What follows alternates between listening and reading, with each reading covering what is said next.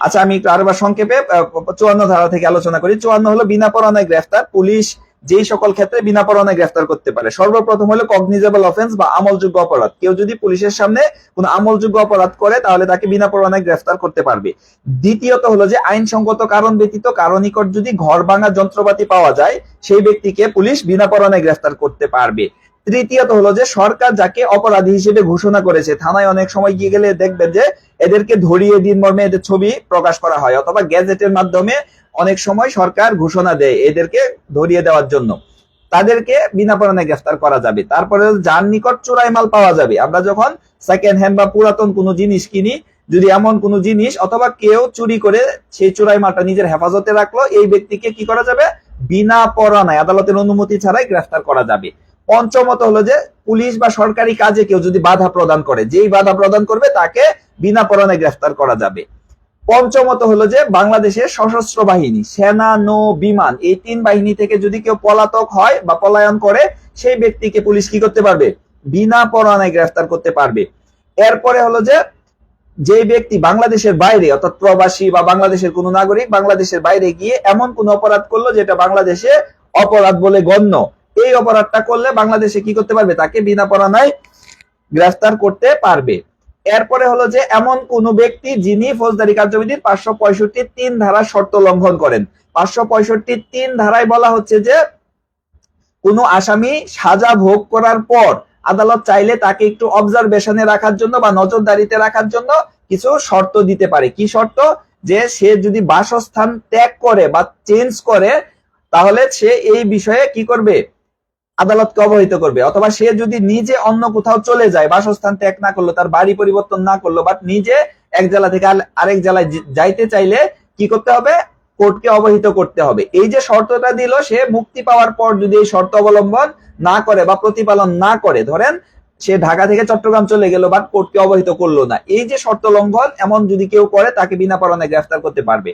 এবং সর্বশেষ 9 নাম্বার যে ক্ষেত্রটি আছে সেটি হলো যে অন্য কোনো পুলিশ অফিসারের কাছ থেকে যদি রিকুইজিশন পায়, যেমন হলো যে অন্য কাফরুল থানা থেকে মিরপুর মডেল থানায় একটা রিকুইজিশন পাঠানো হলো যে মিরপুর মডেল থানার একজন আসামি আছে, এই আসামিকে ধরে দেওয়ার জন্য, এই রিকুইজিশন বা অধিযাচনের ভিত্তিতে কি করা যাবে? কোনো ব্যক্তিকে বিনা পরোয়ানায় গ্রেফতার করা যাবে। এরপরে হলো 55 ধারায়, এটা অফিসার ইনচার্জ বা থানার যিনি ওসি তার একটা বিশেষ ক্ষমতা। থানার ওসি যদি জানতে পারেন যে তার থানা এলাকায় কেউ আত্মগোপন করেছে অপরাধ করার জন্য বা অপরাধ করার উদ্দেশ্যে, তাহলে তিনি কি করতে পারবেন?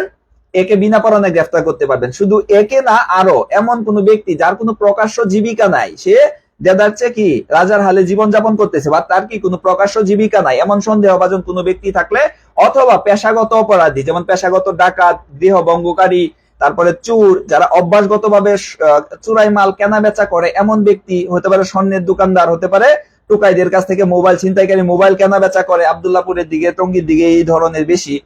এরপরে অভ্যাসগতভাবে যিনি বলপূর্বক বা সম্পত্তি, অন্যের সম্পত্তি কি করে? ক্ষমতা দেখিয়ে কি করে? ভয়ভীতি প্রদর্শনের মাধ্যমে দখল করে। এই শ্রেণীর ব্যক্তি যদি তার থানা এলাকায় অবস্থান করছে বা বসবাস করে উনি জানতে পারেন, তাহলে থানার ওসি 55 ধারা মোতাবেক কি করতে পারেন? এদেরকে নিজে গ্রেফতার করতে অথবা অধস্তন কাউকে দিয়ে কি করতে পারবেন? করাতে পারবেন। এরপরে 56 ধারাটি অত্যন্ত গুরুত্বপূর্ণ একটি ধারা, এটা হলো যে অধস্তন পুলিশ অফিসার কর্তৃক বিনা পরোয়ানায় গ্রেফতার করানোর ক্ষমতা। 54 ধারায় পুলিশ নিজে বিনা পরোয়ানায় গ্রেফতার করতে পারে। আর এই 56 ধারায় হলো যে ওসি অথবা আইও, মামলা তদন্তকারী কর্মকর্তা, এই দুইজন ব্যক্তি তাদের অধস্তন কাউকে দিয়ে কি করতে পারবেন? বিনা পরোয়ানায় কাউকে গ্রেফতার করতে পারবেন। তবে এই ক্ষেত্রে লিখিতভাবে আদেশ দিতে হবে, অর্থাৎ যাকে গ্রেফতার করা হবে তাকে কি কারণে, কোন অভিযোগের প্রেক্ষিতে এই বিষয়টা উল্লেখ করতে হবে এবং যাকে তিনি এই দায়িত্বটা দিচ্ছেন তার নাম পদবি উল্লেখ করে তিনি দস্তখত বা স্বাক্ষর করে এন্ডোর্স করবেন। তাহলে অধস্তন কাউকে দিয়ে, ধরেন মামলার যে অফিসার ইনচার্জ তিনি তো আসলে সব সময় সব ঘটনাস্থলে থাকতে পারেন না, এমন হতে পারে তদন্তকারী কর্মকর্তাও নিজে উপস্থিত হয়ে কি করতে পারছেন না? গ্রেফতার করতে পারছেন না, তখন তারা তাদের অধস্তন কাউকে দিয়ে এই গ্রেফতার কার্যক্রমটা করাতে পারবেন লিখিত আদেশের মাধ্যমে 56 ধারা মোতাবেক। এরপরে হলো যে 57 ধারায় বলছে যে আমল অযোগ্য অপরাধে বিনা পরোয়ানায় কখন গ্রেফতার করা যায়। অত্যন্ত গুরুত্বপূর্ণ লিখিত প্রশ্নের জন্য, যে আমলযোগ্য অপরাধের ক্ষেত্রে কোন কোন ক্ষেত্রে কি করা যায়? বিনা পরোয়ানায় গ্রেফতার করা যায়।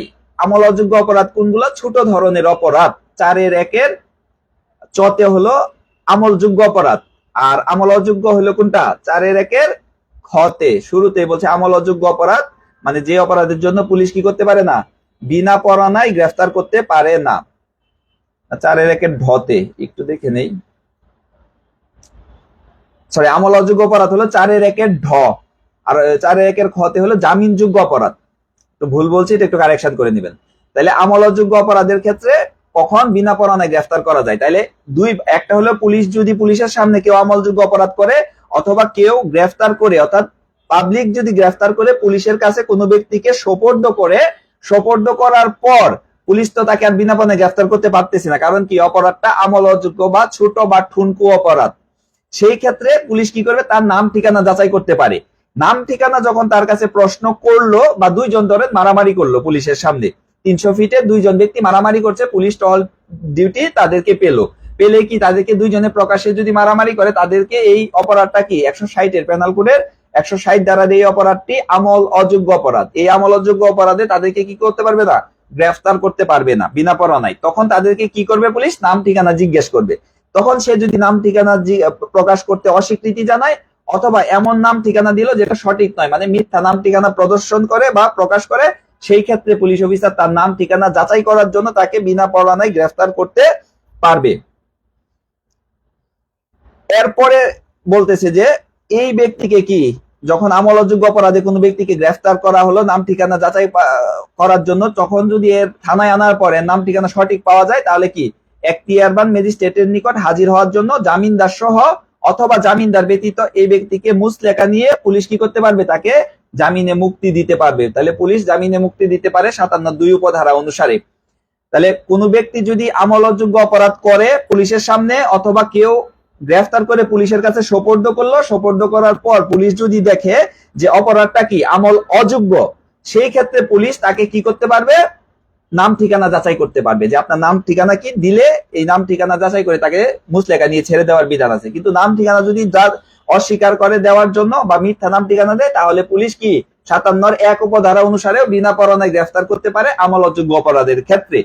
এরপরে এই গ্রেফতারকৃত ব্যক্তিকে আপনি থানায় নিয়ে আসলেন এবং নাম ঠিকানা পরে যাচাই করে সঠিক পাইলেন। পাওয়ার পরে কি করবেন আপনি, এই ব্যক্তি যাতে ম্যাজিস্ট্রেটের অর্থাৎ আদালতে যায় হাজির হয়, তখন তার কাছ থেকে কি নিবেন, একটা মুচলেকা নিতে হবে। মুচলেকা নিয়ে কি করতে হবে, তাকে জামিনে মুক্তি দিতে পারবে। এরপরে বলতেছে যে বাংলাদেশের নাগরিক হলে জামিনদার সহ মুচলেকা নিতে পারে বা জামিনদার ছাড়াও মুচলেকা নিতে পারে। বাট যদি সেই ব্যক্তি বিদেশি হয় বা বাংলাদেশের বাইরে কোনো নাগরিক হয়, তাহলে অবশ্যই এক বা একাধিক বাংলাদেশি জামিনদার লাগবেই। এখানে জামিনদার বাধ্যতামূলক, বাট বাংলাদেশের নাগরিক হইলে জামিনদার বাধ্যতামূলক না। এরপরে 3 উপধারায় বলতেছে যে এই আমল অযোগ্য অপরাধের ক্ষেত্রে গ্রেফতারকৃত ব্যক্তিকে সর্বোচ্চ কি 24 ঘন্টা পুলিশ হেফাজতে রাখতে পারবে। 24 ঘন্টা হেফাজতে রাখার পরেও যদি তার নাম ঠিকানা সঠিক না পাওয়া যায়, অথবা সে যদি কি মুচলেকা বা জামিনদার সংগ্রহ করতে ব্যর্থ হয়, তাহলে কি করতে হবে, অবিলম্বে তাকে 24 ঘন্টার মধ্যে কি করতে হবে, নিকটতম এখতিয়ারবান আদালতের কাছে প্রেরণ করতে হবে। রানা ভাই যুক্ত হয়েছে। রানা ভাই আমাদের ব্যাচের মধ্যে সবার আগে র্যাঙ্ক লাগাইছে। এরপরে আমরা তাহলে 57 ধারাটা যদি একটু সংক্ষেপে রিক্যাপ করি, তাহলে বিনা পরোয়ানায় গ্রেফতার করতে পারে আমল অযোগ্য অপরাধের ক্ষেত্রে 57(1) যদি নাম ঠিকানা প্রকাশ না করে বা মিথ্যা নাম ঠিকানা দেয়। 2 বললো যে এই গ্রেফতারকৃত ব্যক্তির নাম ঠিকানা সঠিক পাওয়া গেলে মুচলেকা নিয়ে জামিনদার সহ বা জামিনদার ব্যতীত ছেড়ে দিতে হবে। বাংলাদেশের নাগরিক হইলে জামিনদার লাগতেও পারে, নাও লাগতে পারে, বা বিদেশি নাগরিক হইলে অবশ্যই এক বা একাধিক বাংলাদেশি জামিনদার লাগবে। এরপরে বললো যে 24 ঘন্টার মধ্যে যদি নাম ঠিকানা সঠিক না পাওয়া যায়, তাহলে কোর্টে প্রেরণ করতে হবে। অথবা নাম ঠিকানা সঠিক পাওয়া গেল কিন্তু সে কি মুচলেকা সম্পাদনে ব্যর্থ হইলো, তাহলেও কি করতে হবে, এখতিয়ারবান ম্যাজিস্ট্রেটের নিকট প্রেরণ করতে হবে। এরপরে 58 ধারায় বলতেছে যে বাংলাদেশের যে কোনো স্থানে কি করতে হবে, যে কোনো স্থান থেকে গ্রেফতার করা যাবে বিনা পরোয়ানায়। তাহলে বিনা পরোয়ানায় গ্রেফতারের ক্ষমতাপ্রাপ্ত কোন পুলিশ অফিসার বাংলাদেশের যে কোনো স্থান থেকে আসামিকে কি করতে হবে, অনুসরণ করে গ্রেফতার করতে পারবে।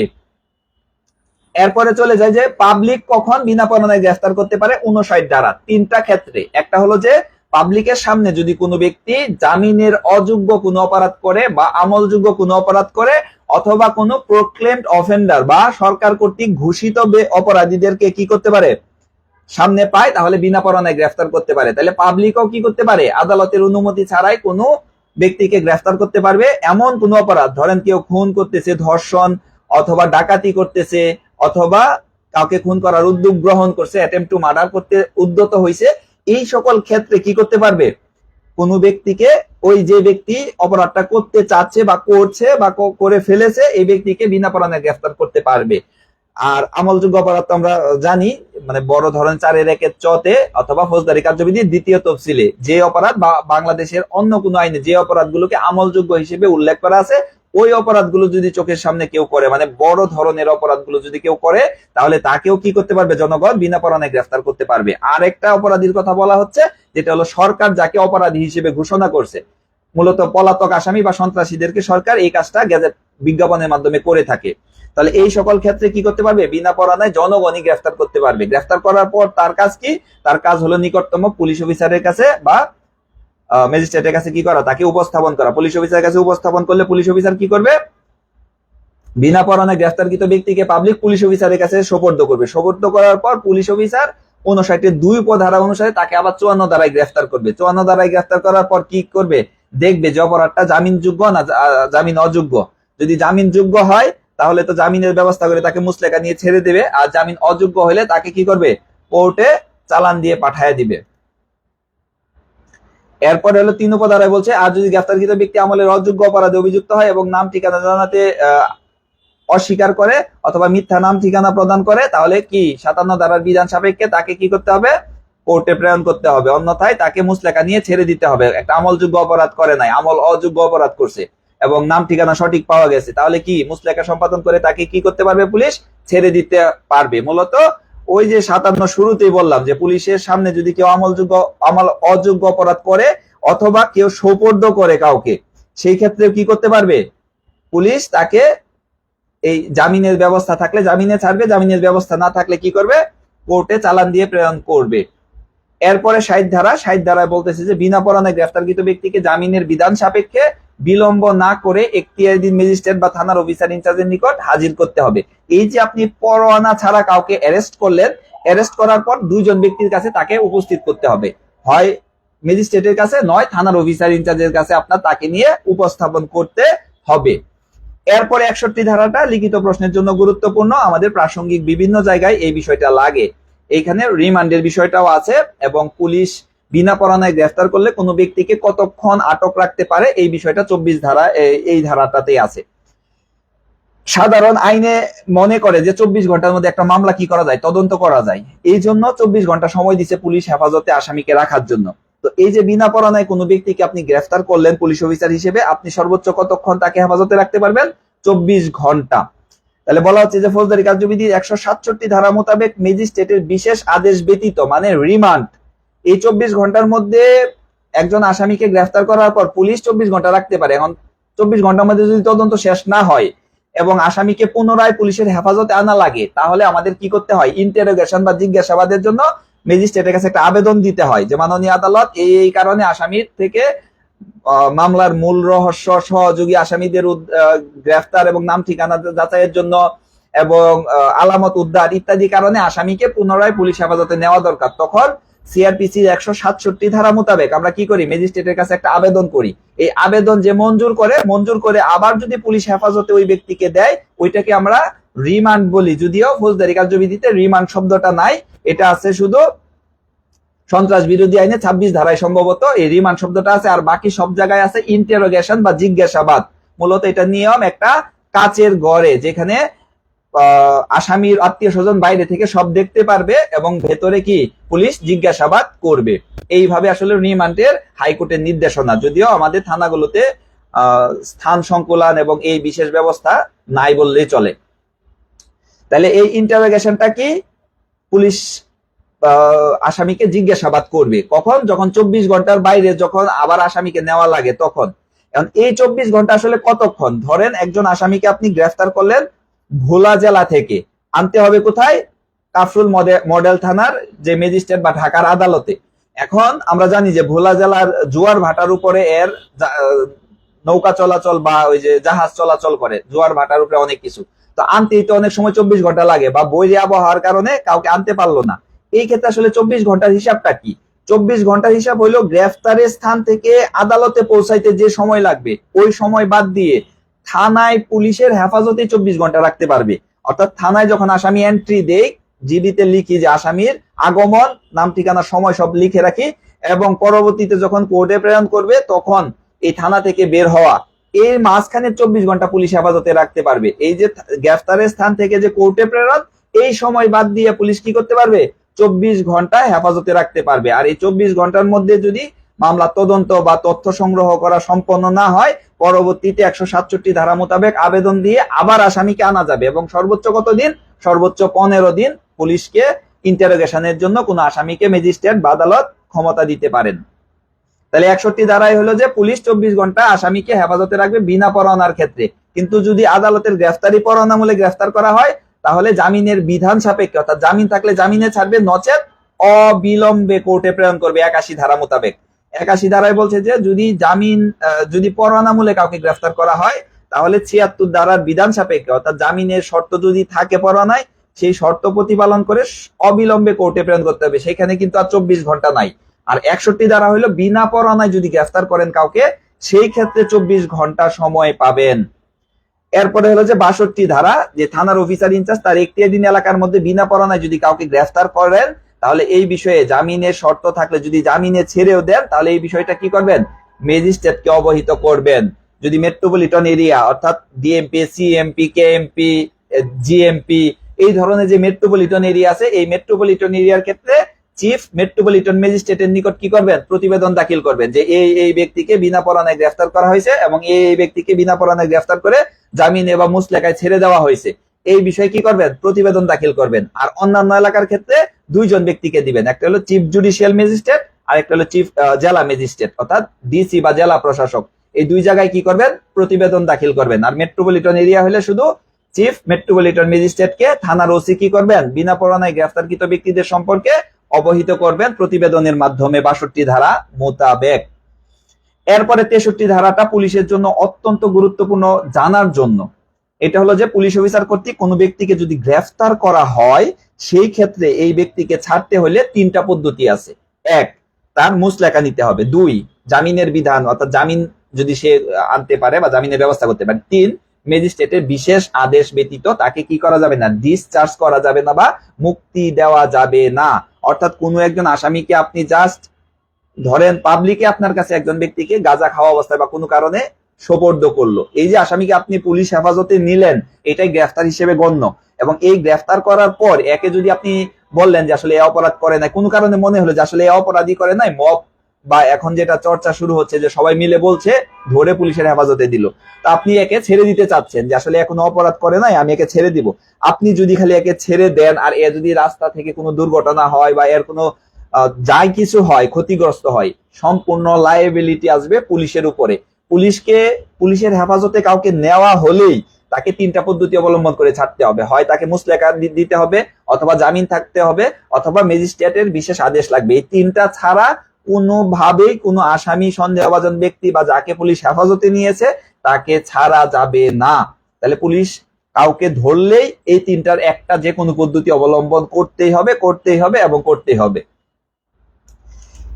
এরপর আমরা দেখবো 64 ধারা। 64 ধারায় কি বলছে? যে ম্যাজিস্ট্রেট, নির্বাহী হোক বা জুডিশিয়াল, এর উপস্থিতিতে, মানে এটা ম্যাজিস্ট্রেটের ক্ষমতা, ম্যাজিস্ট্রেট তার উপস্থিতিতে তার এখতিয়ারধীন স্থানীয় সীমার মধ্যে কোনো ব্যক্তি অপরাধ করলে ম্যাজিস্ট্রেট কি করতে পারবেন? তাকে গ্রেফতার করতে পারবেন বা অন্য কোনো ব্যক্তির প্রতি তাকে গ্রেফতারের আদেশ দিতে পারবেন এবং জামিনের সাপেক্ষে তাকে হেফাজতে নেওয়ার নির্দেশ দিতে পারবেন। তাহলে ম্যাজিস্ট্রেটের সামনে যদি কেউ অপরাধ করে ম্যাজিস্ট্রেট নিজেও গ্রেফতার করতে পারবেন বা অন্য কাউকে গ্রেফতার করার আদেশ দিতে পারবেন, অথবা এবং জামিনের বিধান সাপেক্ষে ওই ব্যক্তিকে কি করতে পারবেন?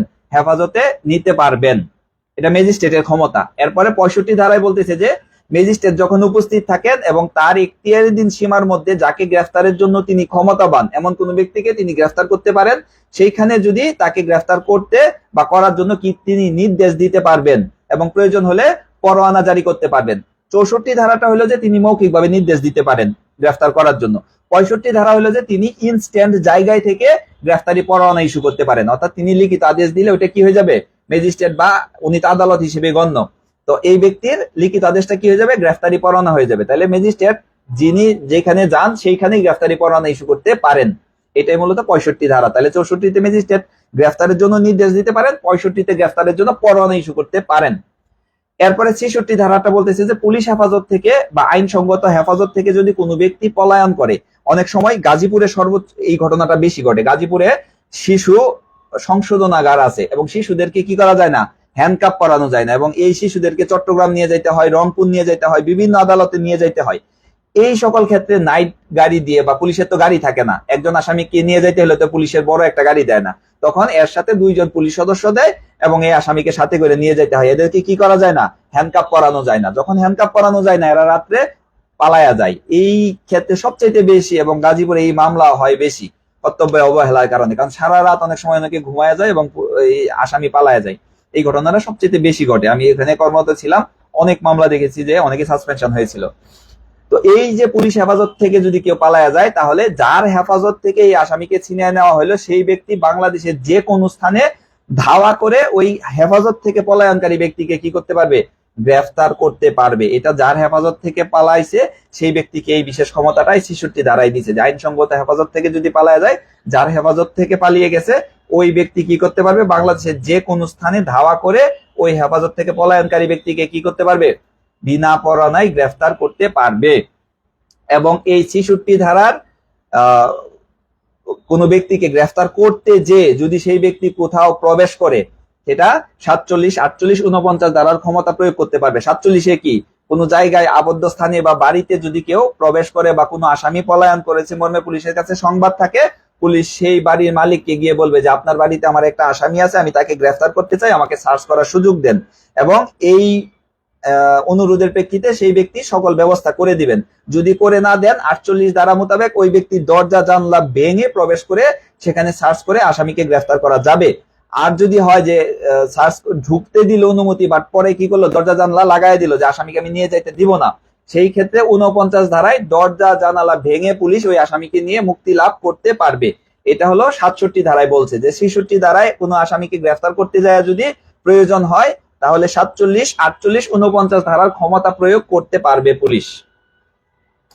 তাহলে এটা ছিল গুরুত্বপূর্ণ একটা অধ্যায়, 50 থেকে এই 67 ধারা পর্যন্ত। এইগুলো কিন্তু আমাদের থানার জন্য বা পুলিশের জন্য অত্যন্ত গুরুত্বপূর্ণ টপিক।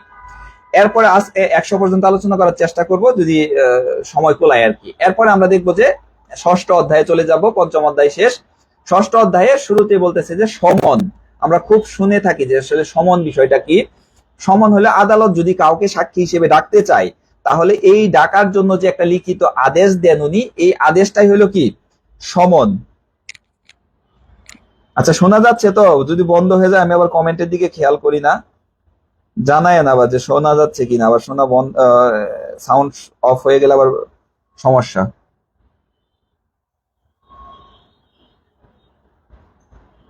জুয়েল শুনতে পাচ্ছ? অসুবিধা নাই তো না? আচ্ছা, তাহলে 68 ধারায় আমরা দেখি যে সমন। সমন বিষয়টা কি, আদালত কাউকে ডাকবে, হতে পারে সাক্ষী, হতে পারে বাদী, হতে পারে বিবাদী, হতে পারে মামলার সংবাদদাতা। একটা বিষয় একটু ক্লিয়ার করি যে মামলার সংবাদদাতা এবং বাদী কিন্তু সবসময় এক ব্যক্তি না। সংবাদদাতা যে কেউ হইতে পারে, বাট বাদীও যে কেউ হইতে পারে। তবে কিছু কিছু অপরাধের ক্ষেত্রে যে কেউ হইতে পারে না, সেটা আমরা 195 থেকে 199 ধারা সিআরপিসি তে দেখতে পারি যে সকল অপরাধের ক্ষেত্রে যে কেউ কি হইতে পারে না, বাদী হইতে পারে না। কিন্তু সংবাদদাতা কিন্তু যে কেউ হইতে পারে। ধরেন আপনি গাজীপুরের প্রত্যাশা মাঠ, এখানে একটা অজ্ঞাতনামা লাশ অথবা একটা মানুষের দেহের যে কোনো অংশ দেখতে পাইলেন, দেখার পরে আপনি কি করলেন, 999-এ ফোন দিলেন, অথবা আপনি যায়া সংশ্লিষ্ট যে কোনো থানায় গিয়ে অবহিত করলেন যে এই মর্মে একটা লাশ দেখা গেছে, অথবা কি করা হয়েছে, একটা মানুষের বডির কোনো একটা অংশ আপনি দেখতে পাইছেন। তাহলে নিশ্চিত এটা একটা আমলযোগ্য অপরাধ, এই বিষয়ে একটা মামলা হবে। কিন্তু ওই ব্যক্তি তো এই অজ্ঞাতনামা লাশের ব্যক্তি কেউ চিনে না, বা এই ব্যক্তির কোনো আত্মীয় না। তাহলে এই ব্যক্তি তো আর এই মামলার বাদী হওয়ার কোনো প্রশ্নই আসে না। সে তো এই উটকো ঝামেলা নিজের কাঁধে নিবে না। এই ক্ষেত্রে হয়তো পুলিশ স্বপ্রণোদিত হয়ে সমুটো মামলা করবে। তাহলে ইনি কিন্তু সংবাদদাতা। প্রথম যে সংবাদটা দেয় আমলযোগ্য অপরাধের সংবাদ, সেই হলো সংবাদদাতা। তাহলে সংবাদদাতা একজন, বাট এই বিষয়ে কি পুলিশ মামলা করলো, তাহলে পুলিশ হলো বাদী। তাহলে সংবাদদাতা আর বাদী সবসময় এক হবে, এটা কোনো বাধ্যবাধকতা নাই। ভিন্ন ব্যক্তি, সংবাদদাতা একজন হইতে পারে, বাদী আরেকজন হইতে পারে। তাইলে এই কোনো মামলার বাদী, শুরুতে বলতে পারি যে মামলার বাদী, সংবাদদাতা, সাক্ষী বা আসামিকে নির্ধারিত তারিখ ও সময়ে আদালতে হাজির হওয়ার জন্য আদালতের প্রিজাইডিং অফিসার বা ক্ষমতাপ্রাপ্ত অপর কোনো অফিসার কর্তৃক স্বাক্ষরিত ও সিলমোহরকৃত, মানে তার স্বাক্ষরও থাকতে হবে, সেই আদালতে সিলও থাকতে হবে, স্বাক্ষরিত 2 কপি বিশিষ্ট যে আদেশনামা তাকে কি বলে? সমন বলে।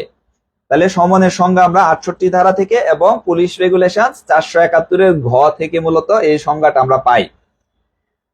তাহলে আদালত কোন ব্যক্তিকে নির্ধারিত তারিখ ও সময় উপস্থিত হওয়ার জন্য, কোন ব্যক্তিকে বাদী, সাক্ষী, সংবাদদাতা অথবা আসামি যে কেউ হইতে পারে, এদেরকে নির্ধারিত তারিখ ও সময় আদালতে হাজির হওয়ার জন্য আদালতের প্রিজাইডিং অফিসার বা অপর কোনো ক্ষমতাপ্রাপ্ত ব্যক্তি কর্তৃক স্বাক্ষরিত ও সিলমোহরকৃত 2 কপি বিশিষ্ট আদেশনামাই হলো সমন।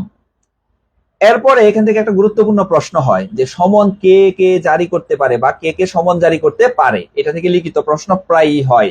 এখন জারি এবং ইস্যু দুইটা ভিন্ন বিষয়। জারি মানে হলো সার্ভ করা, সার্ভ করা মানে হলো আদালত এটা ইস্যু করলো এবং আপনি তাদের কাছে পৌঁছে দিলেন। তাহলে এই সমনটা আদালতের থেকে নিয়ে কে কে আসলে যে ব্যক্তিকে হাজির হইতে হবে তার কাছে কে বার্তা বাহকের কাজটা বা মেসেঞ্জারের কাজটা করতে পারবে। মূলত তিন শ্রেণীর ব্যক্তি এই সমনের মেসেঞ্জার হিসেবে কাজ করতে পারে বা কার্যকরকারী তামিলকারী অফিসার হিসেবে দায়িত্ব পালন করতে পারে। কে কে? সর্বপ্রথম হলো পুলিশ অফিসার, দ্বিতীয়ত হলো যে সমন প্রদানকারী আদালতের অপর কোনো অফিসার, আর তৃতীয়ত হলো যে অপর কোনো সরকারি কর্মচারী। আমরা জানি যে আদালতে জারিকারক নামে একটা পদ আছে, ওনার কাজই হলো সমন বিলি করা, সমন নিয়ে পৌঁছে দেওয়া। আর অন্য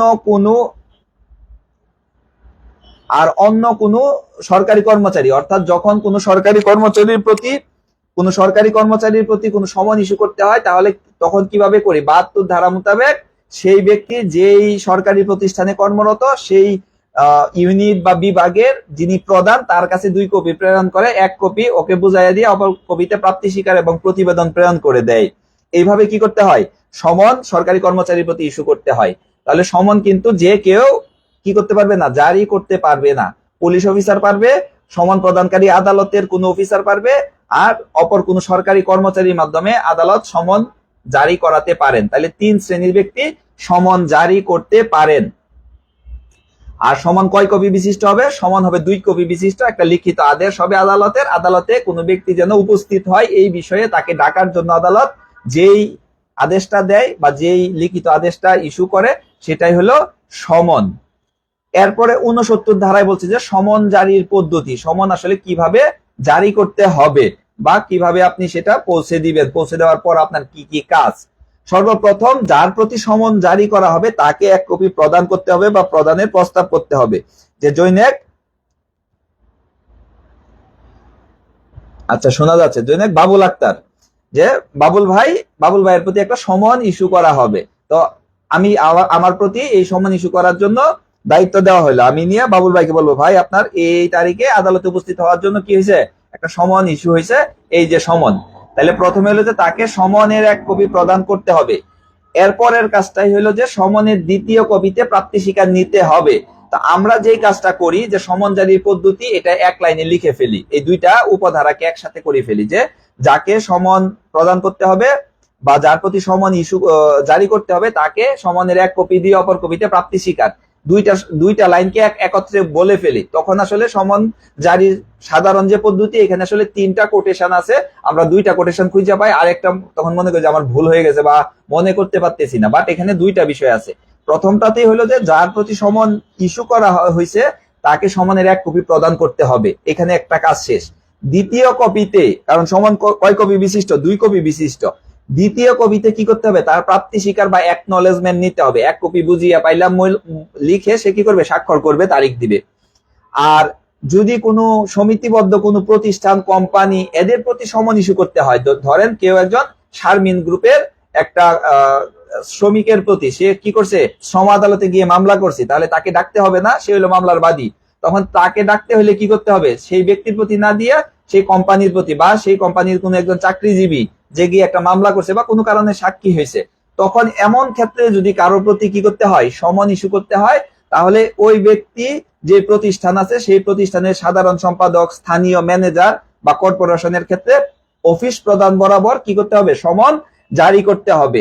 এটা মেসেঞ্জারের মাধ্যমে প্রেরণ করতে পারে, আবার ডাক যুগে প্রেরণ করতে পারে। যদি ডাক যুগে প্রেরণ করে রেজিস্ট্রিকৃত ভাবে প্রেরণ করতে হবে, অর্থাৎ রেজিস্টারের মাধ্যমে এটা প্রেরণ করতে হবে। এবং এই ধরনের ডাক সমনটি যখন মানে ডাকটা যখন রিসিভ করবে, অর্থাৎ চিঠিটা যখন গিয়ে পৌঁছাবে, তখনই সমন জারি হয়ে গেছে মর্মে আদালত ধরে নিবে।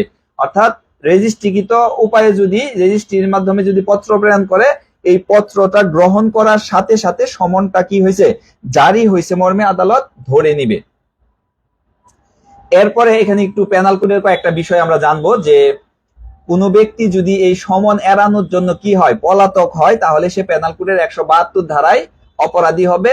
আর যদি কেউ সমন জারি করতে বাধা প্রদান করে, আপনি সমন নিয়ে গেছেন, অন্য কোনো ব্যক্তি আপনাকে সমন জারি করতে দিচ্ছে না, তাহলে সে 173 ধারায় পেনাল কোডের অপরাধী হবে। সমন জারি করতে গেছেন, সে সমন যাতে না নেওয়া লাগে এর জন্য কি বাড়ি থেকে দৌড় দিয়ে পালায়ে গেল, এই ব্যক্তি 172।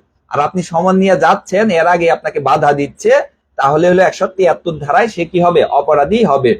তাহলে 69 ধারা হলো সমন জারির সাধারণ পদ্ধতি, মানে যার প্রতি সমন জারি করতে হবে তাকে পাইলে কি করবেন, এই পদ্ধতিটা বলছে। এখন বলতেছে যে যদি সেই ব্যক্তিরে না পাওয়া যায়, যদি বাবুল ভাইরে আমি গিয়ে না পাইলাম, এই ক্ষেত্রে আসলে কি করব। ধন্যবাদ আক্তার স্যার, আমাদের সাবেক আরো স্যার, পিএসসি স্যার লাইভ শুনতেছে, থ্যাংক ইউ স্যার। স্যার সবসময় বিভিন্ন ভালো কাজে সবসময় উৎসাহ দেয়। তো এরপরে 70 ধারা হলো যে যার প্রতি সমন আপনি ইস্যু করবেন, এই ব্যক্তিকে যদি আপনি খুঁজে না পান, তাহলে কি করবেন, তার পরিবারের একজন সাবালক পুরুষের কাছে এক কপি দিয়ে অপর কপিতে প্রাপ্তি স্বীকার দিবেন। এখানে অবজেক্টিভ হইতে পারে যে যার প্রতি সমন ইস্যু করা হবে, সেই ব্যক্তিকে যদি পাওয়া না যায়, সেক্ষেত্রে আসলে করণীয় কি। সেই ক্ষেত্রে হলো তার পরিবারের সাবালক পুরুষ, খেয়াল করেন এখানে কিন্তু আমাদের কমন সেন্স কাজ করবে, যে প্রাপ্তবয়স্ক নারী পুরুষ একজন হইলেই তো হয়েছে, প্রাপ্তবয়স্ক বিষয়টা ম্যাটার করে। বাট এখানে আইনে বলছে সাবালক পুরুষ, আপনার এটার মধ্যে সীমাবদ্ধ থাকতে হবে। কোন নারীর কাছে আপনি কি করতে পারবেন না, এই সমনের এক কপি দিয়া আপনি রেহাই পাবেন না, বা আপনার সমন জারি করা হবে না। তাহলে কোন ব্যক্তিকে যার প্রতি সমন ইস্যু করা হয়েছে, তাকে সমন জারি করতে হলে তাকেই দিতে হবে। যদি তাকে না পাওয়া যায়, তার পরিবারের একজন সাবালক পুরুষের কাছে কি করতে হবে, সমনের এক কপি দিয়ে অপর কপিতে কি করতে হবে, প্রাপ্তি স্বীকার বা একনলেজমেন্ট নিতে হবে। এরপরে বলতেছে 71 ধারায় যে 69 70 দুইটাই প্রয়োগ করা গেল না, অর্থাৎ যার প্রতি আপনি সমন জারি করবেন সেই ব্যক্তিরও পাইলেন না, এবং তার পরিবারের কোন সাবালক পুরুষকেও পাইলেন না। এখন কি করবেন, এখন হইলো যে তিনি সচরাচর যেই জায়গায় বাস করেন, সেই স্থানে এই সমনের এক কপি কি করতে হবে, লটকায় দিতে হবে বা টাঙায় দিতে হবে। এবং আমরা যেটা করি মূলত, এটা একটু ঘোষণা করে পাঠ করে শোনাই যে এই ব্যক্তির প্রতি সমন জারি করা হয়েছে, এখানে দুই একজন সাক্ষীর স্বাক্ষর নেই। যদিও 71 ধারায় আসামির সাক্ষীদের স্বাক্ষর নেওয়ার বিষয়ে কোনো নির্দেশনা নাই বা বলা নাই, বাট আমরা এটা কি প্র্যাকটিস করি, কারণ এটা অথেন্টিকতা দেয় বা এটা জাস্টিফাই করার জন্য পরবর্তীতে উপকারে হয়।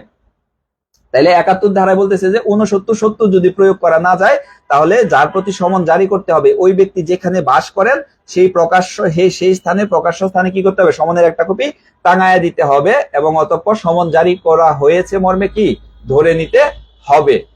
এরপরে ধরেন সরকারি কোনো কর্মচারীর প্রতি সমন জারি করবেন, মূলত এটা মামলার বাদী সাক্ষী, এদের পুলিশ যখন মাদক মামলা করে তখন তার সাক্ষী থাকে, বা আয়ও বদলি হয়ে গেছে তারপরে আয়োকে ডাকতে হয়। এই সকল ক্ষেত্রে আসলে কাকে আপনি বা কিভাবে সেই সমনটা জারি করবেন। তাহলে ওই সরকারি কর্মচারী যে প্রতিষ্ঠানে বা যে ইউনিটে কর্মরত, সেই অফিসের বা ইউনিটের অফিস প্রধান বরাবর সমনের 2 কপি প্রেরণ করতে হবে, এবং ওই কর্মকর্তা 69 ধারার পদ্ধতি অনুসরণ করে। 69-এ বলছে কি, যার প্রতি সমন দেওয়া হয়েছে তাকে এক কপি দিবে, অপর কপিতে প্রাপ্তি স্বীকার নিবে।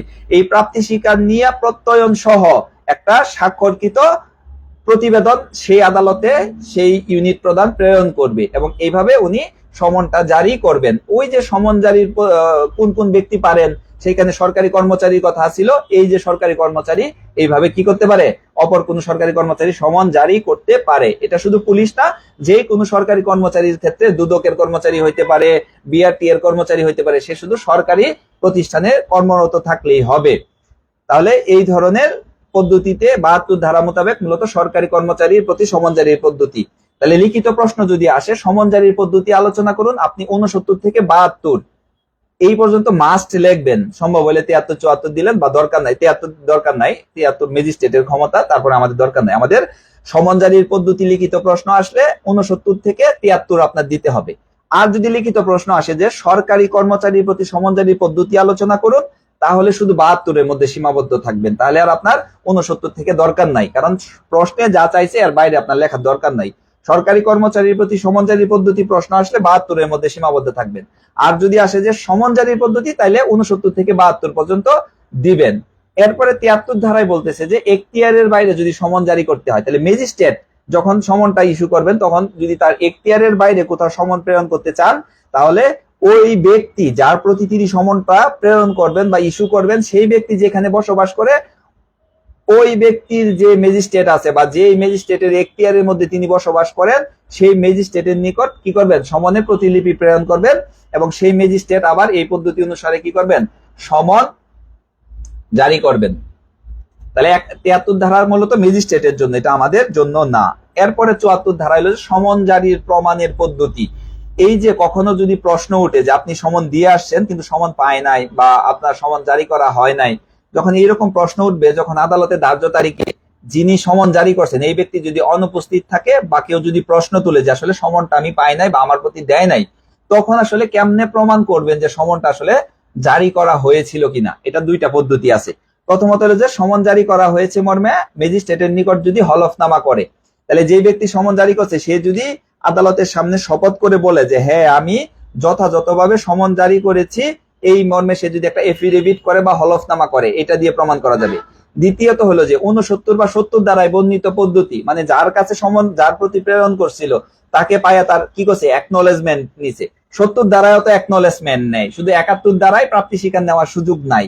তো ওই ব্যক্তির প্রতি অথবা তার পরিবারের কোনো সাবালক পুরুষের যদি প্রাপ্তি স্বীকারের সিগনেচার থাকে, এই যে দ্বিতীয় কপিতে সিগনেচার নিয়ে আসছিল, এই কপি প্রদর্শনের মাধ্যমে কি করতে পারে, এই কপি প্রদর্শনের মাধ্যমে সমন জারির বিষয়টা কি করতে পারে, প্রমাণ করতে পারে।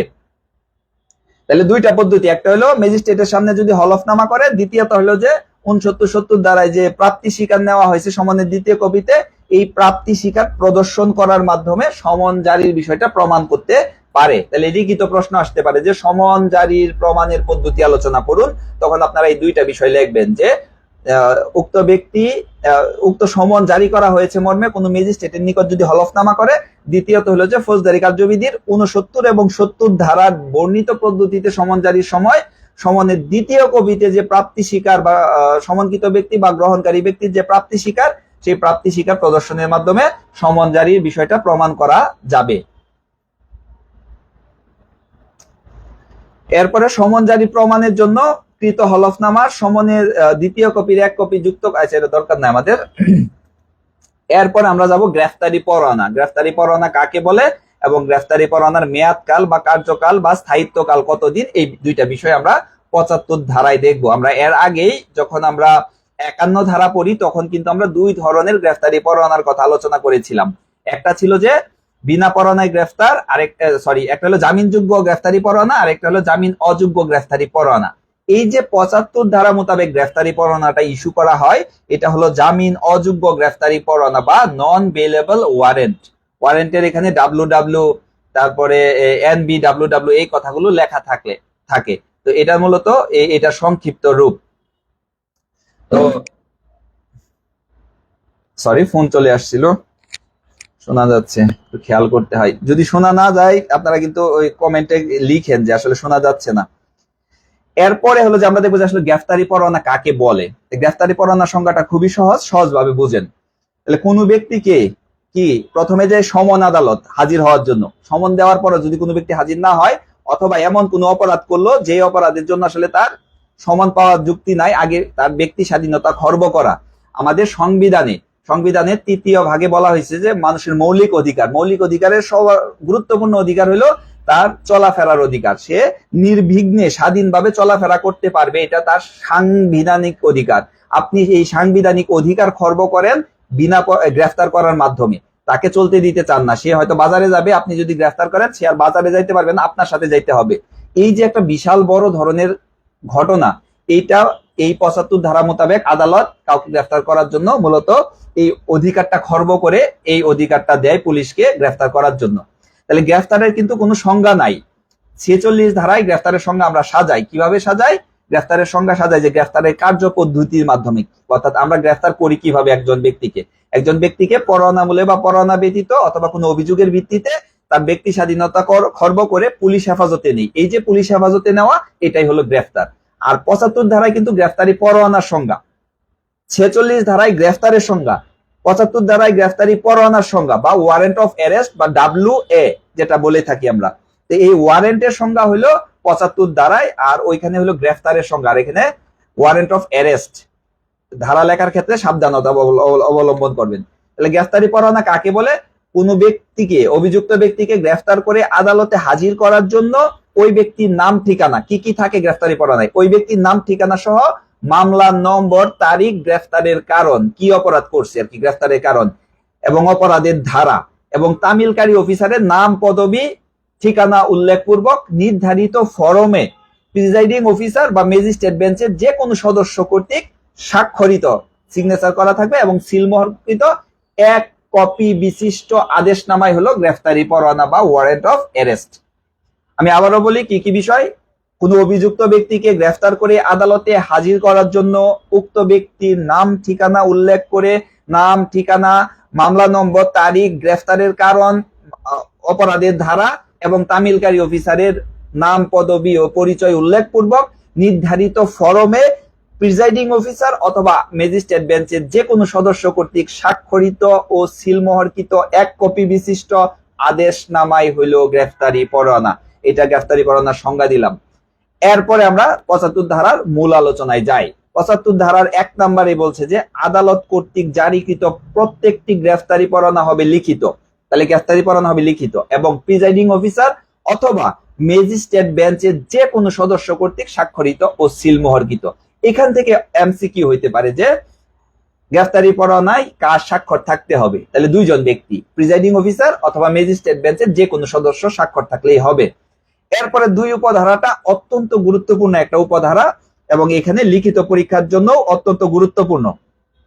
এখানে কি বলতেছে যে গ্রেফতারি পরোয়ানার কার্যকাল বা মেয়াদকাল, গ্রেফতারি পরোয়ানা কি 31 ডিসেম্বর আসলে শেষ হয়ে যায় কিনা, বা প্রতি মাসের 31 তারিখ আসলে শেষ হয়ে যায় কিনা, বা যেই তারিখে আদালতে ওই ব্যক্তিকে গ্রেফতার করে আদালতে হাজির করার জন্য নির্দেশ দিল সেই তারিখ আসলেই কি আসলে গ্রেফতারি পরোয়ানা, মানে সেই তারিখ অতিক্রম করলেই কি গ্রেফতারি পরোয়ানা মেয়াদ শেষ হয়ে যায় কিনা, এই বিষয়টা এই 75-এর 2 উপধারাই বলছে। এবং এইখানে একটা আরো গুরুত্বপূর্ণ বিষয় আছে, NER বা নন এক্সিকিউশন রিপোর্ট। দুইটা বিষয় আমরা সংক্ষেপে আলোচনা করব। তাহলে গ্রেফতারি পরোয়ানার মেয়াদকালটা সর্বপ্রথম দেখি। গ্রেফতারি পরোয়ানার মেয়াদকাল এভাবে 31 ডিসেম্বরও শেষ হয় না, বা যেই তারিখে আদালতে গ্রেফতার করে, ধরেন আগামী 5 তারিখে একজন ব্যক্তিকে গ্রেফতার করার জন্য আদালতে ধার্য তারিখ বললো যে আগামী 5 তারিখের মধ্যে এই ব্যক্তিকে গ্রেফতার করে আদালতে নিয়ে আসেন। এই 5 তারিখ অতিক্রম হইলেও এই গ্রেফতারি পরোয়ানার মেয়াদ শেষ হবে না। এটা মাথার তেলের মতো, মেয়াদ দেওয়া থাকলে মেয়াদ শেষ হয় এমন বিষয় না। এটার মেয়াদ শেষ হয় দুইটা ভাবে। এক, গ্রেফতার যদি কার্যকর করা যায়, তাহলে গ্রেফতার কার্যকর করা গেলে বা গ্রেফতার কার্যকর যদি না করা যায় আজীবন এটার মেয়াদ আছে। 2, যদি সেই কোর্ট তাকে জামিনে দেয় বা রিকল দেয়। রিকল মানে হলো যে প্রত্যাহার করা, যাকে গ্রেফতার করার জন্য আদেশ দিয়েছিল আদালত আবার আরেকটা আদেশ দিবে যে একে গ্রেফতার করার আদেশটা স্থগিত করা হইলো, প্রত্যাহার করা হইলো। এই দুইটা ভাবে হলো এটার মেয়াদকাল, অর্থাৎ গ্রেফতার কার্যকর না হওয়া পর্যন্ত অথবা পরোয়ানা যে ইস্যু করছিল ওই ইস্যুকারী আদালত কর্তৃক তা বাতিল বা প্রত্যাহার না হওয়া পর্যন্ত গ্রেফতারের মেয়াদকাল কার্যকর থাকবে। গ্রেফতারের মেয়াদ কি হবে না, 1-2 দিনের মধ্যে শেষ হয়ে যাবে না। এই দুইটা ক্ষেত্র ছাড়া যদি গ্রেফতার কার্যকর করতে না পারেন 10 বছর পরেও এই গ্রেফতারি পরোয়ানা আমলে আপনি গ্রেফতার করতে পারবেন যদি আদালত রিকল না দেয়, তাহলে এটার মেয়াদ বহাল থাকবে। এখন আসেন এই নন এক্সিকিউশন রিপোর্ট কি। এক্সিকিউশন মানে কি, তামিল করা। নন এক্সিকিউশন মানে তামিল করতে না পারা, তামিল না করতে না পারার বিষয়ে যে রিপোর্ট বা প্রতিবেদন দেয়। ধরেন আমি এএসআই অমুক আমাকে একটা গ্রেফতারি পরোয়ানা দেওয়া হইলো, আদালত যেই তারিখে আমাকে গ্রেফতারি পরোয়ানাটা তামিল করার জন্য নির্দেশ দিয়েছিল সেই তারিখে আমি গ্রেফতারি পরোয়ানা কার্যকর করতে পারি নাই। কেন করতে পারি নাই এই কারণটা লিখে আদালতে আমাকে একটা প্রতিবেদন দিতে হবে। যে প্রতিবেদনটা দেয় এই প্রতিবেদনটার নামই হলো NER বা নন এক্সিকিউশন রিপোর্ট। বাংলায় অনেক সময় এটাকে ইটলা রিপোর্ট বা এটলা রিপোর্ট বলে। ইট, যে ইট আমরা ভাঙি বা ঘর বানাই, এই ইটের সাথে লয় আকারে লা, অনেক সময় এ দিয়া লেখে, এ ট লয়কারে লা, ইটলা বলুক এটলা বলুক। এটা এই 75 ধারার 2 উপধারা মোতাবেক এই রিপোর্টটা আমরা প্রদান করি, এবং এটার সাথে এই রিপোর্ট প্রদানের পদ্ধতিটা আছে পুলিশ রেগুলেশন 323 এর খ বিধিতে। এই পুলিশ রেগুলেশন 323 এর খ এবং 75 ধারা দুইটা মিলে আমরা মূলত এই নন এক্সিকিউশন রিপোর্টের বিষয়টা বলি। গ্রেফতার কার্যকর করতে না পারার কারণ উল্লেখ করে গ্রেফতারি পরোয়ানা তামিলকারী অফিসার আদালতে যে প্রতিবেদন দাখিল করেন তাকে এনইআর বলে। এনইআর বিভিন্ন কারণে দেয়। ধরেন আমি কিছুদিন ছিলাম হলো গাইবান্ধা জেলায় কর্মরত। গাইবান্ধার এমন অনেক চর এলাকা আছে যেটা হলো যে 6 মাস 1 বছর পর পরে বিলীন হয়ে যায়। ধরেন জৈনে কয়ের নামে ওই চরে একটা অপরাধ হইলো, মামলা হইলো, ওই চরে কি করলো, এর বিরুদ্ধে একটা গ্রেফতারি পরোয়ানা ইস্যু করলো, কিন্তু 3 মাস পরে গিয়ে দেখি চরটাই নাই। তাহলে আমি গ্রেফতারি পরোয়ানা কার্যকর করবো কিভাবে? তার ঠিকানাই নাই। অথবা আমি কাফরুল থানায় আছি কর্মরত, কাফরুল থানায় এক বাসায় এক আসামির বিরুদ্ধে কি করলো, গ্রেফতারি পরোয়ানা ইস্যু করলো, কিন্তু এই আসামি কি করলো, স্থান ত্যাগ করলো, এই বাসা চেঞ্জ করে এখান থেকে চলে গেল, ঠিকানায় অস্তিত্ব নাই। তাহলে আমি আসলে আন্দাজে তাকে কিভাবে খুঁজবো বা কিভাবে গ্রেফতার করব? তখন আমি কি করি, এই কারণটা উল্লেখ করে আদালতে কি করি, একটা প্রতিবেদন দেই যে আসামির ঠিকানা সঠিক নয়, অথবা এই ঠিকানাটার অস্তিত্ব নাই, এইভাবে একটা রিপোর্ট দেই। অথবা আসামি ফেরারি হয়েছে, পলাতক হয়েছে গ্রেফতারি এড়ানোর উদ্দেশ্যে, এইভাবে একটা প্রতিবেদন দেই। অথবা আসামি মারা গেছে, মারা গেলে কি গ্রেফতার করা সম্ভব? তাহলে কি কারণে মূলত আমি গ্রেফতার কার্যকর করতে পারছি না, এই কারণটা উল্লেখ করে যে প্রতিবেদনটা দেই আদালতে, ওই প্রতিবেদনটার নাম হলো এনইআর বা নন এক্সিকিউশন রিপোর্ট বা এটলা রিপোর্ট বা ইটলা রিপোর্ট। আশা করছি বুঝতে পারছেন। 75 শেষ।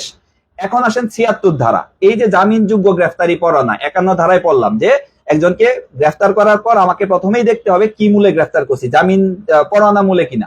পরোয়ানা মূলে করলে পরে দেখতে হবে যে এটা কি ধরনের পরোয়ানা, জামিনযোগ্য না জামিন অযোগ্য। যখন জামিন যোগ্য হয় মানে 76 ধারা হয়, মানে কি তাকে জামিনে ছাড়ার একটা ব্যবস্থা আদালত করে দিছে। যদি সেই ব্যক্তি কিছু শর্ত মানতে পারে তাহলে তার আর দেহ তল্লাশি আমরা করি না, তাকে এই জামিনের শর্ত মানার জন্য আহ্বান করি, সে প্রতিপালন করলে চুক্তি মুসলেখা নিয়ে তাকে ছেড়ে দেই। তাহলে এই জামিনযোগ্য গ্রেফতারি পরোয়ানাটা হলো 76 ধারাই। প্লিজ কেউ কল টল দিয়েন না, প্লিজ কল দিলে আসলে এটা কেটে যায়। আচ্ছা আলমগীর কেমন আছো? ভালো আছি। আমি আসলে কারো কমেন্ট পড়তেছি না, আমি একটু আলোচনাটা করে নেই, ক্লাস শেষ করে কমেন্টের উত্তর দেওয়ার চেষ্টা করবো আর কি। সবুজ সুন্দর আমাকে অ্যাড করো, তুমি আইন পরে কি করবো? সবুজ শহীদুল আমার ব্যাচমেট, সে বলছে আচ্ছা সুন্দর আলোচনা, আচ্ছা থ্যাংক ইউ। শব্দ শোনা যাচ্ছে না, আব্দুল নোমান। এখনো কি শব্দ শোনা যাচ্ছে না নোমান? আজিজ শব্দ শোনা যাচ্ছে নাকি?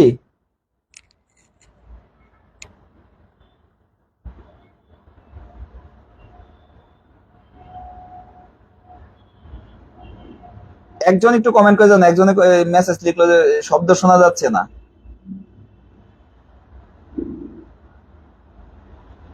আলামিন শব্দ শুনতে পাচ্ছ?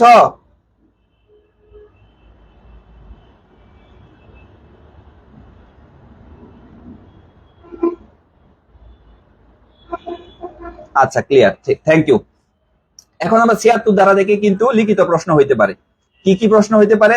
ইটলা রিপোর্ট বা এনইআর নিয়ে কিন্তু প্রশ্ন হয়, গতবারও মনে হয় প্রশ্ন হয়েছে।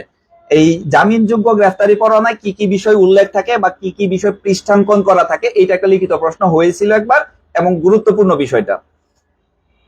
তাইলে 76-এর 1 উপধারায় বলতেছে যে যখন আদালত কোনো পরোয়ানা ইস্যু করে, গ্রেফতারি পরোয়ানা ইস্যু করে, তখন আদালত চাইলে কিছু শর্ত সাপেক্ষে সেই ব্যক্তিকে ছেড়ে দেওয়ার জন্য তামিলকারী অফিসারকে কি জামিন গ্রহণ করে ছাড়ার জন্য নির্দেশ দিতে পারেন।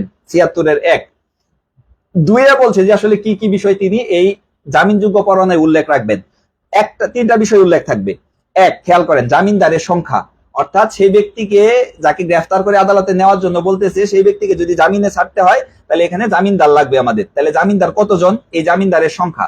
2, যে পরিমাণ অর্থের জন্য জামিনদারগণ এবং যে ব্যক্তিকে গ্রেফতার করা হবে সেই ব্যক্তি যে পরিমাণ অর্থের জন্য কি থাকবে, দায়ী থাকবে, এই বিষয়টা উল্লেখ থাকবে জামিনযোগ্য গ্রেফতারি পরোয়ানায়। 3, আদালতের ধার্য তারিখ, অর্থাৎ যে নির্ধারিত তারিখ ও সময়ে অভিযুক্ত ব্যক্তিকে আদালতে উপস্থিত হইতে হবে বা হাজির হইতে হবে, এই বিষয়টা এই জামিনযোগ্য গ্রেফতারি পরোয়ানায় উল্লেখ থাকে 76-এর 2 উপধারা অনুসারে।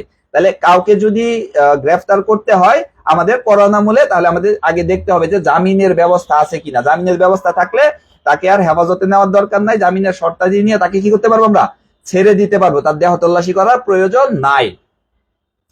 তাহলে বুঝতে পারছি যে জামিনযোগ্য গ্রেফতারি পরোয়ানায় পৃষ্ঠাঙ্কন শব্দটা লেখা থাকে, যে কি কি বিষয় পৃষ্ঠাঙ্কন করা থাকে। অনেকে পৃষ্ঠাঙ্কন বুঝি না, মানে কি কি বিষয় লেখা থাকে, লিখিত উদ্ধৃত থাকে। এটা তিনটা জিনিস লেখা থাকে। জামিনদারের সংখ্যা কতজন, জামিনদারের শ্রেণীও থাকে অনেক সময়, যে কি শ্রেণীর ভালো শ্রেণী জামিনদার, এইরকম আর কি। দ্বিতীয়ত হলো যে জামিনদারগণ কি পরিমাণ অর্থের জন্য, এবং যে ব্যক্তিকে গ্রেফতার করা হবে সেই ব্যক্তি এবং জামিনদারগণ কি পরিমাণ অর্থের জন্য দায়ী থাকবে। মানে সে যখন মুস্তেকাটা করবে যে আগামী 3 তারিখ আদালতে গিয়ে আমি হাজির হব, যদি হাজির না হয় তাহলে এই যে 5,000 টাকা বা 1,000 টাকা জামিন কি করে এরা মুস্তেকা বা বন্ড করে, এই টাকাটা কি হয় আদালতের হেফাজতে বা সরকারি হেফাজতে চলে যায়, এবং ওই ব্যক্তির বিরুদ্ধে এই যে লিখিত মুস্তেকা এটা ভাঙার কারণে তার বিরুদ্ধে আইনগত ব্যবস্থা নেওয়া হয়। এবং কোন তারিখে তাকে হাজির হইতে হবে এই বিষয়টাও এই জামিনযোগ্য গ্রেফতারি পরোয়ানায় উল্লেখ থাকে। এরপরে যদি কাউকে এই ধরনের জামিন নিয়ে ছেড়ে দেয়, তাহলে তামিলকারী অফিসারের দায়িত্ব হইলো এই মুসলেখাটা, যেটা বন্ড বা মুসলেখা সম্পাদন করা হইলো, এই মুসলেখাটা আদালতে তিনি প্রেরণ করবেন, এটা তার দায়িত্ব। যিনি গ্রেফতারি পরোয়ানা তামিল করার জন্য এন্ডোর্স, তিনি এই জামিনে যদি ছেড়ে দেন তাহলে এই সম্পাদিত মুসলেখা কোর্টে প্রেরণ করবেন, এটা তার দায়িত্ব। এরপরে আসি ৭৭ ধারা। ৭৭ ধারাটিও আমাদের জানতে হবে যে গ্রেফতারি পরোয়ানা যার প্রতি নির্দেশিত হবে, অর্থাৎ কাকে কাকে দিয়ে গ্রেফতারি পরোয়ানা আদালত কার্যকর করাইতে পারেন। তাহলে আদালত কর্তৃক ইস্যুকৃত গ্রেফতারি পরোয়ানা সাধারণত এক বা একাধিক পুলিশ অফিসারের উপর নির্দেশিত হতে পারবে। অর্থাৎ ম্যাজিস্ট্রেট যদি চায় কোনো একটা চাঞ্চল্যকর মামলার আসামিকে ধরতে বা যে কোনো মামলার আসামিকে ধরতে, ম্যাজিস্ট্রেট এক বা একাধিক পুলিশ অফিসারকে নির্দেশ দিতে পারবে। থানাকে দিতে পারবে, তারপর ডিবি কে দিতে পারবে, সিআইডি কে দিতে পারবে, পিবিআই কে দিতে পারবে, র্যাব কে দিতে পারবে। একসাথে একাধিক ব্যক্তিকে দিয়ে কি করতে পারবে, গ্রেফতারি পরোয়ানা কার্যকর করাতে পারবে। আর যদি কোনো পুলিশ অফিসার পাওয়া না যায় তাহলে তিনি এক বা একাধিক ব্যক্তির উপরে কি করতে পারবেন, পরোয়ানা ইস্যু কার্যকর করার জন্য নির্দেশ দিতে পারবেন। তাহলে পুলিশ ছাড়া পাবলিককে দিয়ে বা এক বা একাধিক ব্যক্তিকে দিয়ে কি করতে পারবে, কোর্ট বা আদালত পরোয়ানা কার্যকর করাতে পারবেন। এরপরে ৭৮ ধারায় আমরা দেখবো যে আসলে সেই পাবলিক কে কে বা কোন কোন ব্যক্তিদেরকে পাবলিকের মাধ্যমে গ্রেফতারি পরোয়ানা কার্যকর করানো যায়। এখান থেকে লিখিত প্রশ্ন হইতে পারে যে কোন কোন ক্ষেত্রে জনগণ কর্তৃক গ্রেফতারি পরোয়ানা কার্যকর করানো যায়। বিনা পরোয়ানায় গ্রেফতার করে জনগণ ৫৯ ধারায়। আর ৭৮ ধারায় হলো যে আদালত কোনো ব্যক্তির প্রতি পরোয়ানা ইস্যু করতে পারে, এবং এটা কিন্তু সকল অপরাধীদেরকে গ্রেফতার করার ক্ষেত্রে না। যেমন পুলিশ কিন্তু সকল অপরাধীদেরকে গ্রেফতার করতে পরোয়ানা পুলিশকে দিতে পারে আদালত, বাট এই পাবলিককে দিয়ে যখন গ্রেফতার করাবে তখন নির্দিষ্ট ৩ শ্রেণীর ব্যক্তিদেরকে গ্রেফতার, বা ৩ বা ৪ শ্রেণীর ব্যক্তিদেরকে। সর্বপ্রথম হলো পলাতক আসামি, যেই ব্যক্তি পুলিশের হেফাজত থেকে পালিয়ে গেছে এমন ব্যক্তিদেরকে কি করতে পারবে, গ্রেফতার করতে পারবে। এই বা গ্রেফতারি পরোয়ানা আদালত কি করতে পারবে, পাবলিকের মাধ্যমে কার্যকর করাতে পারবে। দ্বিতীয়ত হলো ঘোষিত অপরাধী বা প্রোক্লেমড অফেন্ডার। ৫৪ ধারায় কিন্তু পড়ছিলাম, সরকার যাদেরকে অপরাধী হিসেবে ঘোষণা করছে এই ব্যক্তিদেরকে গ্রেফতার করার জন্য কি করতে পারবে আদালত, পাবলিকের মাধ্যমে। পাবলিক বলতে জমির মালিক, কৃষক, স্থানীয় ম্যানেজার, একটু পরে এটা ডিটেইলসে আলোচনা করতেছি যে কে কে। এরপরে জামিন অযোগ্য অপরাধে অভিযুক্ত ব্যক্তি, তাহলে যে অপরাধে জামিন নাই এমন কোন অপরাধ, মানে বড় ধরনের অপরাধ করছে, এই ক্ষেত্রে। আরেকটা হলো যে গ্রেফতার এড়ানোর উদ্দেশ্যে পলাতক ব্যক্তি, অর্থাৎ কারো নামে ওয়ারেন্ট আছে সেই ব্যক্তিকে গ্রেফতার করা যায় না, তখন এই শ্রেণীর ব্যক্তিদেরকে গ্রেফতার করার জন্য জমির মালিক, কৃষক বা জমির ম্যানেজারের প্রতি গ্রেফতারি পরোয়ানা তামিলের নির্দেশ দিতে পারেন। ধরেন জৈনে ক কে গ্রেফতার করা যাচ্ছে না, কিন্তু ক এর বাসা কোথায়, রহিমউদ্দিনের বাড়িতে। রহিমউদ্দিনের ৫ তলা বাড়ি আছে, ১ তলা ফ্ল্যাটে কে থাকে, ওই ক থাকে। এখন এই ক কে পুলিশ বারবার যায় গ্রেফতার করতে পারতেছে না, কিন্তু সে হলো একটা খুনের মামলার আসামি। এই ক্ষেত্রে কোর্ট কি করতে পারবে, ওই বাড়ির যে মালিক, জমির মালিক, এই মালিককে পরোয়ানাটা ইস্যু করে দিতে পারবে যে আপনার বাড়িতে যখন সে বসবাস করে বা ভাড়া থাকে, যখনই আসবে তখনই তাকে গ্রেফতার করবেন। ওই বাড়ির মালিক কিন্তু পুলিশের মতো সোর্স নিয়োগ করে কোথায় আছে এর সিডিআর নিয়ে এইভাবে এই আসামিকে গ্রেফতার করবে না। যখন তার বাড়িতে আসবে, তার সীমানার মধ্যে প্রবেশ করবে, তখন শুধু সে গ্রেফতার কার্যকর করবে। অন্যথায় পুলিশের মতো এত বিভিন্ন তথ্য সংগ্রহ করে তাকে গ্রেফতার করবে না। তাইলে পাবলিকের প্রতি আদালত গ্রেফতারি পরোয়ানা কার্যকরের জন্য নির্দেশ দিতে পারেন ৪টা ক্ষেত্রে। একটা হলো যে পলাতক আসামিকে গ্রেফতার করার জন্য, ঘোষিত অপরাধী, জামিন অযোগ্য অপরাধে অভিযুক্ত ব্যক্তি অথবা গ্রেফতার এড়ানোর উদ্দেশ্যে পলাতক ব্যক্তি। এই 4 শ্রেণীর ব্যক্তিদেরকে গ্রেফতার করার জন্য জমির মালিক হইতে পারে, কৃষক হইতে পারে, অথবা কোন জমির ম্যানেজার হইতে পারে, এদের প্রতি গ্রেফতারি পরোয়ানা তামিলের জন্য আদালত নির্দেশ দিতে পারবেন।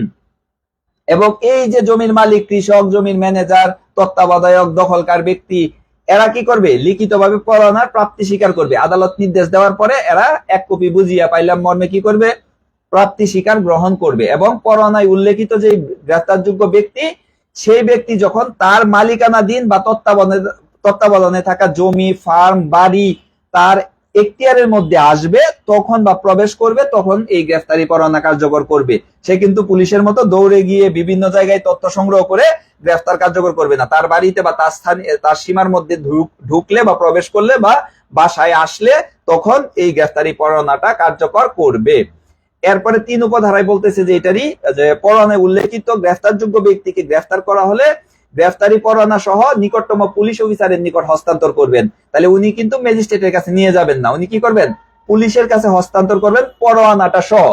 পুলিশ অফিসার এই ব্যক্তিকে গ্রহণ করে, রিসিভ করে কি করবেন? দেখবেন যে আসলে এটা পরোয়ানাটা কি ধরনের পরোয়ানা, 75 না 76, অর্থাৎ জামিনযোগ্য না জামিন অযোগ্য। যদি জামিনযোগ্য হয় তাহলে 76 দ্বারা বিধান সাপেক্ষে পরবর্তী কার্যক্রম গ্রহণ করবেন। অর্থাৎ সেই আসামিকে বলবেন, ভাই তোমার জামিনের ব্যবস্থা আছে, তোমার একজন জামিনদার লাগবে, 10,000 টাকা বন্ড তৈরি করতে হবে এবং আগামী 10 তারিখ আদালতে গিয়ে হাজির হইতে হবে। এইগুলা তুমি শর্ত মানতে রাজি কিনা? যদি মানতে রাজি হয় তাহলে মুসলেকা নিয়ে ছাইড়ে দিতে পারবে, অন্যথায় কি করতে হবে? গো টু লালিতের দালান, একবারে কোর্টে প্রেরণ করে একবারে তারে জেলে প্রেরণ করে দিবেন। তাহলে 78 ধারাটা বুঝছি যে পাবলিকের প্রতি আদালত পরোয়ানা ইস্যু করতে পারেন কার্যকর করার জন্য বা আদেশ দিতে পারেন। পাবলিক সেই পরোয়ানা পাইলে প্রাপ্তি স্বীকার গ্রহণ করবে এবং তার এখতিয়ারাধীন বা মালিকানাধীন বা তত্ত্বাবধানে থাকা জমি অথবা ফার্ম বা বাড়ি, এটাতে যখন আসামিটা আসবে তখন তাকে কি করবে? গ্রেফতার করবে। গ্রেফতার করার পর পুলিশের কাছে সোপর্দ করবে। পুলিশ দেখবে যেটা 75 না 76 ধারার পরোয়ানা। 75-এ হইলে তো আর পুলিশের কিছু করার নাই, পুলিশ সরাসরি কোর্টে চালান দিবে। আর যদি 76 হয় তাকে অফার করবে যে তোমার জামিনের একটা ব্যবস্থা আছে, তুমি এই জামিনদার এবং এই শর্তগুলো পূরণ করতে পারবা কিনা। যদি পারে তাহলে তাকে জামিনে ছাড়বে, অন্যথায় তাকে কোর্টে প্রেরণ করবে। এরপরে 79 ধারাটা আমাদের পুলিশের জন্য অত্যন্ত গুরুত্বপূর্ণ। এটা কিসের জন্য? গ্রেফতারি পরোয়ানা কার্যকরের জন্য। পুলিশ অফিসার কি করবে? তার অধস্থন কাউকে দিয়ে সেই পরোয়ানাটা কি করতে পারবে? তামিল করতে পারবে। কোর্ট থেকে যত পরোয়ানা আসে প্রথমে হয় পুলিশ কমিশনার অথবা পুলিশ সুপারের কার্যালয়ে আসে। পুলিশ সুপারের কার্যালয় সেটা ভাগ ভাগ করে থানায় কার কাছে দিয়ে দেয়? ওসির কাছে দিয়ে দেয়, অথবা সরাসরি অনেক সময় ওসির কাছে পরোয়ানা প্রেরণ করে। এখন লেখে যে ওসি কোতোয়ালি গ্রেফতারি পরোয়ানা তামিল করুন, আদালত নির্দেশ দিল, অথবা এসপি স্যারে ওসির কাছে প্রেরণ করলো। এখন ওসি স্যারের পক্ষে কি সম্ভব 1 মাসে 300 বা 100 200 পরোয়ানা তামিল করা? তখন উনি কি করেন? তার অধস্তন সাব ইন্সপেক্টর এএসআই দেরকে এই পরোয়ানা তামিল করার জন্য এন্ডোর্স করেন, অর্থাৎ তাদেরকে তামিল করার জন্য আদেশ দেন। এই যে এন্ডোর্স করার ক্ষমতা বা পৃষ্ঠাঙ্কন করার ক্ষমতা, এইটা মূলত এই 79 ধারা মোতাবেক এবং পুলিশ রেগুলেশন 315-এর কতেও এই বিষয়টা আছে। এখানে বলা হচ্ছে যে অধস্তন কাউকে দিয়ে কি করতে পারবে? পুলিশ অফিসার তার অধস্তন কাউকে দিয়ে, এএসআই দিয়ে করাইতে পারবে, ইন্সপেক্টর এএসআই দিয়ে করাইতে পারবেন গ্রেফতারি পরোয়ানা তামিল। তাহলে পরোয়ানা পাইলে অধস্তন কাউকে দিয়ে যে এন্ডোর্স করে, এই এন্ডোর্সের ক্ষমতা হলো 89 বা 79 ধারায়। এরপরে 80 ধারাটায় আমরা দেখি যে গ্রেফতারি পরোয়ানা পাওয়ার পর যিনি তামিল করবেন, তিনি যাকে গ্রেফতার করবেন তাকে গিয়ে বলবেন যে ভাই আপনার বিরুদ্ধে এই অপরাধে আপনার মামলা হয়েছিল, এই কারণে আদালত আপনার বিরুদ্ধে কি করছে? গ্রেফতারি পরোয়ানা ইস্যু করছে, আপনাকে অ্যারেস্ট করা হইলো। এবং প্রয়োজন হলে তাকে কি করতে হবে? গ্রেফতারি পরোয়ানাটা দেখাইতে হবে যে এই যে দেখেন গ্রেফতারি পরোয়ানা। কিন্তু কোনো ক্রমেই গ্রেফতারি পরোয়ানা তার হাতে দেওয়া যাবে না। কেন দেওয়া যাবে না বলেন? কেন দেওয়া যাবে না? কারণ হলো যে গ্রেফতারি পরোয়ানা 1 কপি বিশিষ্ট। সে যদি টান দিয়ে ছিঁড়ে ফেলে গ্রেফতারি পরোয়ানা কেল্লাফতে, আপনি কিন্তু ধরা খাবেন। তো এই জন্য গ্রেফতারি পরোয়ানা আপনি ফটোকপি করে নিয়ে তাকে 1 কপি দিতে পারেন, মূল কপি কোনোভাবেই আসামির হাতে দেওয়া যাবে না। তাহলে 80 ধারার মূল কথাটা হইলো যাকে গ্রেফতার করা হবে তাকে কেন গ্রেফতার করবেন এই বিষয়টা তাকে জানাবেন, এই বিষয়টা হলো মূল। এরপরে 81 ধারা আমরা কিন্তু 61 ধারার সাথে পড়ে ফেলছি। যখন কোনো ব্যক্তিকে গ্রেফতার করা হবে পরোয়ানা মূলে, তখন তাকে কি করতে হবে? অবিলম্বে দেরি না করে 76 ধারার বিধান সাপেক্ষে এখতিয়ারাধীন ম্যাজিস্ট্রেট আদালতে বা আদালতে হাজির করতে হবে। 76 ধারা মানে কি? জামিনের ব্যবস্থা। মানে পরোয়ানা দেওয়ার পর যদি জামিনযোগ্য থাকে তাহলে ওই যে জামিনের ব্যবস্থা করতে যত সময় লাগে অতক্ষণ পুলিশ হেফাজতে রাখবে, অন্যথায় তাকে কি করতে হবে, কোর্টে প্রেরণ করতে হবে। অবিলম্বে বলতে রাতে 2টার সময় আপনি কাউকে গ্রেফতার করলেন, আপনি কি 2টার সময় কোর্টে প্রেরণ করতে পারবেন? এই জন্য অবিলম্বে শব্দটা ব্যবহার করছে।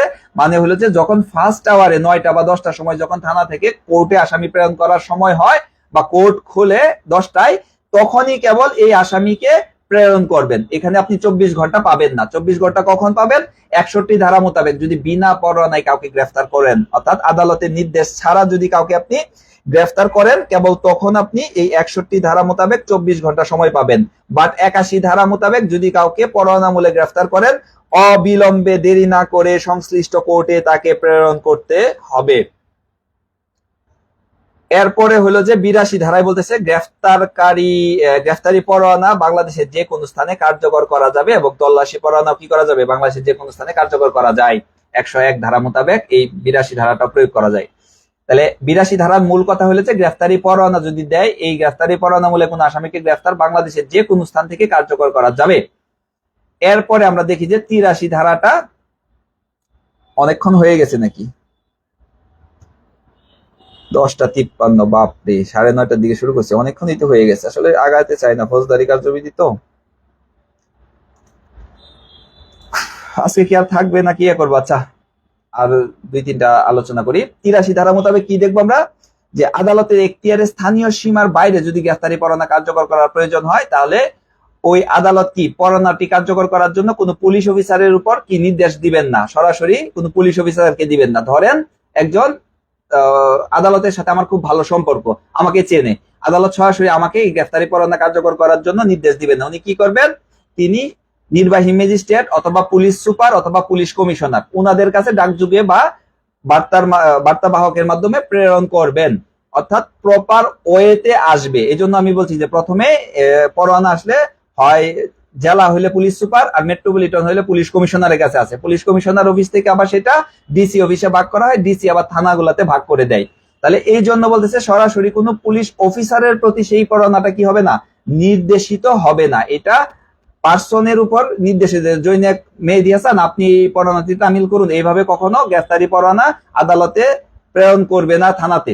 এটা প্রেরণ করবে হয় যে ম্যাজিস্ট্রেটের কাছে প্রেরণ করবে যখন স্থানীয় সীমার বাইরে করতে হয়, অথবা ওই আসামি যেই জেলার পুলিশ সুপারের অধীনে সেই পুলিশ সুপারের কাছে প্রেরণ করবেন। আর যদি মেট্রোপলিটন এরিয়া হয় তাহলে পুলিশ কমিশনারের অফিসের কাছে সেটা প্রেরণ করবেন। এখন সাধারণত ম্যাজিস্ট্রেটের কাছে দেয় না, সরাসরি পুলিশ সুপার অথবা পুলিশ কমিশনারের কাছে প্রেরণ করে, কারণ এতে লেন্দি হয় না, দ্রুত হয় কার্যকর। কারণ ম্যাজিস্ট্রেটের কাছে দিলে ম্যাজিস্ট্রেট আবার সেই পুলিশের কাছেই দিবে। এরপরে হলো যে যেই নির্বাহী ম্যাজিস্ট্রেট বা জেলা পুলিশ সুপার বা পুলিশ কমিশনার এইভাবে এই পরোয়ানাটা পাবেন, তিনি এই পরোয়ানা প্রাপ্ত হওয়ার পর সেখানে স্বাক্ষর করবেন এবং এই যে পরোয়ানা কার্যকর করার যে পদ্ধতি আছে তিনি তার এখতিয়ারাধীন সীমার মধ্যে সেই পদ্ধতি অনুসারে কি করবেন, এই পরোয়ানাটা তামিল করবেন বা তামিল করানোর ব্যবস্থা করবেন। ভাবছিলাম তো আজকে 100 পর্যন্ত যাবো, আজকে মনে হয় 83 পর্যন্তই থাকি, কারণ 1 ঘন্টার অনেক বেশি হয়ে গেছে। একদিনে বেশি আলোচনা করলে আপনাদেরও বিরক্ত লাগবে আর আমারও মোটামুটি চাপ তৈরি হবে। আল্লাহ। আসসালামু আলাইকুম। ঈসা স্যার আছেন দেখা যায়, আমাদের সবার প্রিয় স্যার। স্যারের বইটা কিন্তু অনেক জনপ্রিয়, অনেক তথ্যবহুল। ঈসা ল হ্যান্ডবুক যেটা আছে, এটা কিন্তু আপনারা সূচি হিসেবে, আমি 2টা সূচিকে সবসময় সাজেস্ট করি, ব্রাইট ল আর হলো ঈসা স্যারের ল। এই 2টা বই অত্যন্ত তথ্যবহুল 2টা বই। যারা আসলে পদোন্নতি পরীক্ষার্থী, 25 সালে কিন্তু স্যারের বইটা অলরেডি প্রকাশ হয়েছে, আপনারা নিতে পারবেন।